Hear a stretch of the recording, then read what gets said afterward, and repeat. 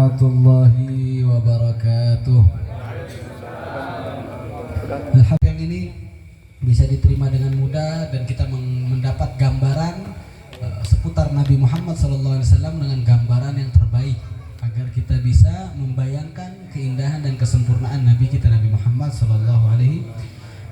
Sebagaimana kemarin sudah diceritakan bahwasanya tentang hijrahnya Nabi Muhammad SAW.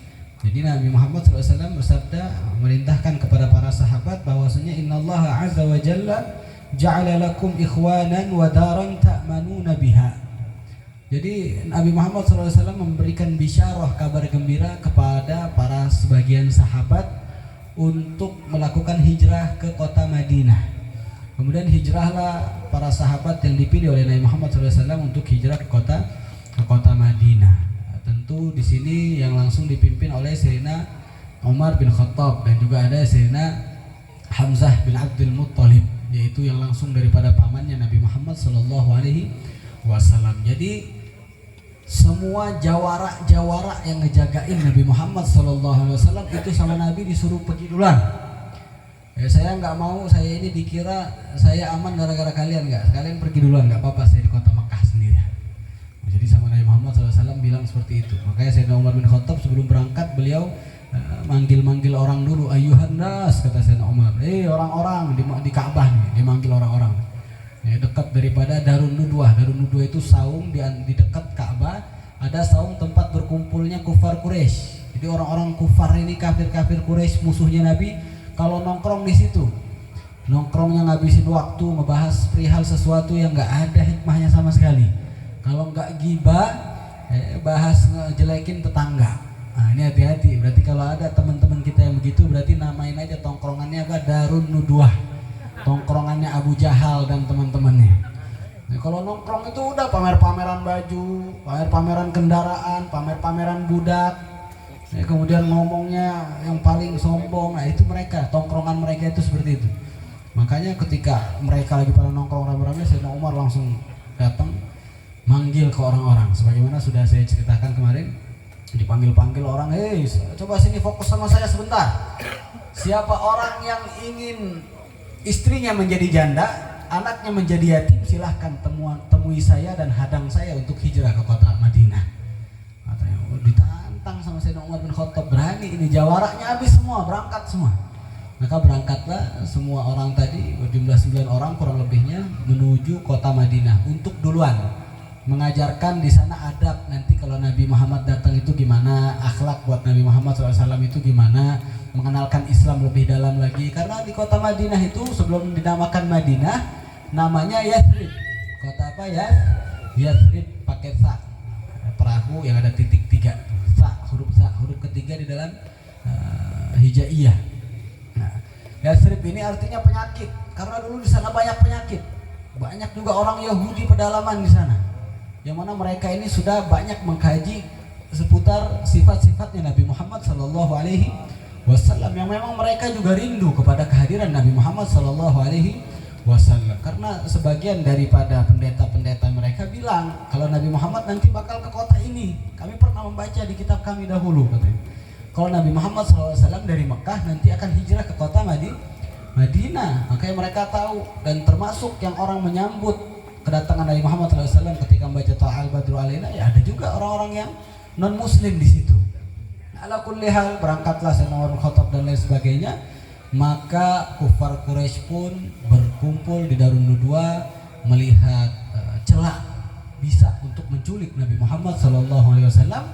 Tapi mereka bingung bagaimana cara kami membunuh Nabi Muhammad SAW, karena mereka ngeper sebenarnya, nggak berani sama Nabi Muhammad. Cuma mereka nekat aja gitu. Wah, sekarang kesempatan kita nih, karena Muhammad gak punya siapa-siapa lagi. Muhammad cuma ada yang waktu itu Sayyidina Ali yang terbilang masih muda, dan juga sahabatnya Abu Bakar As-Siddiq, yang mana Abu Bakar As-Siddiq seorang yang kurus, digebukin aja sama kufar Quraisy sampai apa? Sayyidina Abu Bakar As-Siddiq sampai koma.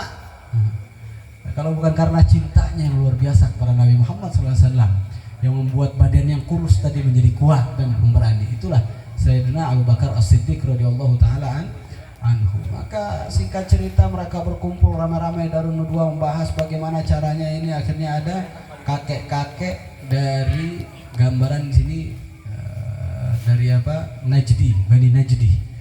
Ya, orang Najd, orang Najd. Najd ini kalau sekarang ya ada di Saudi Arabia, di sekitaran Saudi. Nah, orang Najd ini kakek-kakek tua iblis ini nyamar jadi kakek tua, ngabarin gimana kalau nanti kalian malam-malam pas Muhammad tidur kalian udah semua nih, ya, kalian bunuh Muhammad SAW. Maka mereka bingung, wah kalau misalnya saya yang bunuh dari kabilah fulan, nanti kabilah saya habis, mau disalahin. Iblis itu pinter, kata iblis, ya udah ketua-ketua dari masing-masing kabilah kumpul semua langsung ke rumah Nabi Muhammad SAW, ke rumah Muhammad, bunuh mereka dari masing-masing kabilah. Ya, satu pemimpin kabilah, satu tusukan bila perlu, kata dia begitu. Nah, ya, untuk apa? Mengide supaya Nabi Muhammad SAW dibunuh. Ini iblis nggak tahu kalau di belakangnya ada siapa? Ada malaikat Jibril alaihis salam. Nah, kita lanjut membaca kitab, ya, diteruskan daripada pelajaran kemarin. Falamma ra'at dzalika Quraisyun ijtama'u wa ma'hum iblis fi surati Syekh Najdi fi Daril Nudwah. Ya, seperti yang tadi sudah diceritakan. Yatashawaruna fiha yasna'unahu fi amrihi alaihi salatu wassalam hina khafu an yaquma ma'ahu al-arab wa yansurunahu ba'da dhuhuri amrihi fa ajma'u ala qatlihi. Fa'atahu Jibril faqala la tabid hadhihi al-laila ala firashik. Maka setelah mendengar kejadian tadi pun malaikat Jibril langsung buru-buru datang ke Nabi Muhammad sallallahu alaihi wasallam dan mengabarkan kepada Nabi Muhammad sallallahu alaihi wasallam. Beliau berkata, malaikat Jibril, la tabit hadhihi al-laila ala firashik. Wahai Muhammad, malam ini kamu jangan tidur di atas kasurmu. Jadi Nabi Muhammad SAW dikasih tahu, malam ini kamu jangan tidur di atas kasurmu, karena orang-orang kufar Quraisy sudah punya agenda planning untuk membunuhmu pada malam ini. Maka Nabi Muhammad SAW pun memerintahkan fa'amara Aliyan radhiyallahu anhu fanama makanahu wa taghatta bi burdihil akhdar. Maka ketika mendengar kejadian tersebut, Nabi Muhammad SAW memanggil keponakannya yang bernama siapa? Ali bin Abi Thalib. Karena pada kejadian hijrahnya Nabi Muhammad SAW itu Nabi Muhammad udah gak punya siapa-siapa lagi. Kakeknya sudah wafat, pamannya sudah wafat. Nabi Muhammad mengalami siksaan yang luar biasa, siksaan yang benar-benar fitnah yang kejam daripada kufar Quraisy, sehingga Nabi Muhammad SAW memerintahkan Ali, kamu malam ini tidur di atas kasur saya, di atas kasur Nabi Muhammad SAW. Kemudian ditutupi Sayyidina Ali, nurut aja, siap wahai Rasulullah, saya tidur sekarang. Kemudian sama Nabi Muhammad SAW ditutup pakai sorban kesayangan Nabi Muhammad. Yang biasa sorban ini dipakai untuk apa? Untuk Nabi Muhammad menerima wahyu. Jadi kalau wahyu lagi turun dari malaikat Jibril, Nabi Muhammad pakai sorban itu, sorban kesayangan Nabi Muhammad SAW, dipakaikan untuk menutupi Sayyidina Ali radhiyallahu anhu wa karamallahu wajhah. Maka di situ pun disebutkan oleh Imam Sayyid Muhammad bin Abdul Maliki, fa kana awwalu man ba'a nafsahu fi sabilillah. Maka Sayyidina Ali ini adalah orang yang pertama kali menjual dirinya untuk mengorbankan keselamatan Nabi Muhammad sallallahu alaihi wasallam. Thumma kharaja sallallahu alaihi wasallam sallallahu alaihi wasallam alaihim wa qad akhadha Allahu absarahum anhu falam yarahu minhum ahad wa nathara Rasulullah sallallahu alaihi wasallam ala ru'usihim kulluhum turaban kana fi yadihi. Cerita yang sangat ma'ruf, ketika sudah selesai daripada penukaran tempat tidur tadi, maka Nabi Muhammad melihat celah di depan. Kufar Quraisy ternyata sudah nungguin, sudah siap dengan pedangnya. Mereka duduk begini di depan pintu Nabi Muhammad SAW, samping-samping jendela sambil megangin pedang. Nyender. Akhirnya Nabi Muhammad mengambil pasir, Nabi Muhammad taruh di atas imamah mereka. Nah, jadi orang kufar Quraisy ini pakai imamah. Nah, jadi kalau melihat orang pakai imamah, melihat orang pakai apa? Pakai imamah yang besar, itu jangan langsung dibilang mereka ulama, jangan langsung. Ya, hati-hati. Kita cari tahu dulu, ini kira-kira gurunya siapa? Ini mereka ini punya murid nggak? Mereka ini muridnya siapa? Kita harus cari tahu dulu kalau pilih guru, sehingga sanad keilmuan kita memang benar-benar bersih sampai kepada Nabi Muhammad sallallahu alaihi wasallam. Jangan sampai kita melihat covernya saja bagus, nggak tahu dalamnya apa? Dalamnya tidak bagus. Jangan sampai seperti itu. Karena di akhir zaman ini milih guru susah. Banyak-banyak doa sama Allah Subhanahu wa taala supaya kita bisa mendapatkan guru yang langsung menyampaikan kita kepada Nabi Muhammad sallallahu alaihi wasallam. Maka Nabi Muhammad pun mengambil pasir, meletakkannya di atas kepala-kepala kufar Quraisy. Meletakkan di atas kepala-kepala kufar Quraisy sambil membaca bahwa ja'alna min baini aydihim sadda wa min khalfihim saddan faghshaynahum fahum la yubsirun. Seketika orang kufar Quraisy itu semua ketiduran.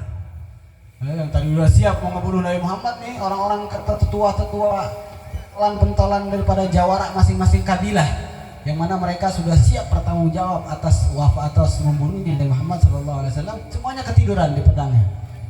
Nabi Muhammad jalan santai dan meletakkan pasir-pasir di atas kepalanya. Kemudian Nabi Muhammad kemana? Nabi Muhammad langsung ke rumah Sayyidina Abu Bakar As-Siddiq.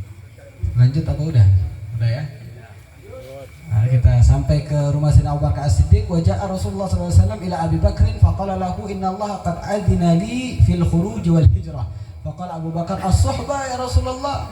Nabi Muhammad langsung datang ke rumah Sayyidina Abu Bakar As-Siddiq, kemudian bilang kepada Sayyidina Abu Bakar As-Siddiq, wahai Abu Bakar, ketahuilah sesungguhnya Allah sudah mengizinkanku sekalian untuk hijrah. Jadi kejadian ini setelah beberapa hari hijrahnya para sahabat yang diperintahkan berangkat duluan oleh Nabi Muhammad SAW, baru Nabi Muhammad hijrah dan melalui beberapa proses, karena Nabi Muhammad gak langsung ke Madinah. Nabi Muhammad sembunyi dulu di Gua Thur. Kemudian Nabi Muhammad juga di jalan ketemu dengan salah seorang kufar Quraisy. Banyak sekali cerita yang sangat panjang yang mungkin sekarang gak bisa kita lanjutin. Alhasil sampainya Nabi Muhammad SAW di rumah Abu Bakar, dia mengabarkan kepada Sayyidina Abu Bakar As-Siddiq. Kata Abu Bakar As-Siddiq, as-suhba ya Rasulullah, kita sekarang berangkat ya Rasulullah, saya yang nemenin kamu sekarang berangkat. Maka kata Rasulullah, as-suhba ya Abu Bakar, iya kamu sekarang yang nemenin saya.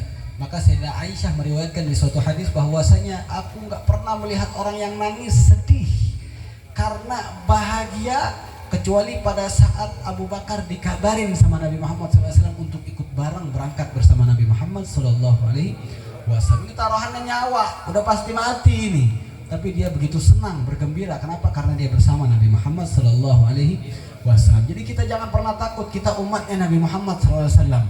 Kita akan selalu dijaga oleh Nabi Muhammad SAW. Dengan catatan kita juga menjaga cinta kita kepada Nabi Muhammad SAW.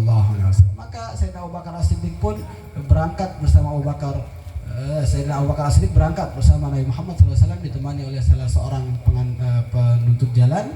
Kemudian di perjalanan apa yang terjadi? Insya Allah akan kita bahas di kajian selanjutnya. Mudah-mudahan semua yang hadir di sini, pulang dari sini menambah kecintaannya kepada Nabi Muhammad SAW. Sekarang kita sama-sama baca doa. Yang punya hajat, yang punya keinginan, masukkan niat kita bersama-sama. Kita baca doa. Mudah-mudahan doa kita diijabah oleh Allah Subhanahu wa taala, menjadi doa yang diterima, menjadi doa yang kabul. Semua yang datang ke sini mudah-mudahan pulang dari sini mendapat syafaat dari Nabi Muhammad sallallahu alaihi wasallam. Hakadha minna wal afu minkum. Wassalamualaikum warahmatullahi wabarakatuh.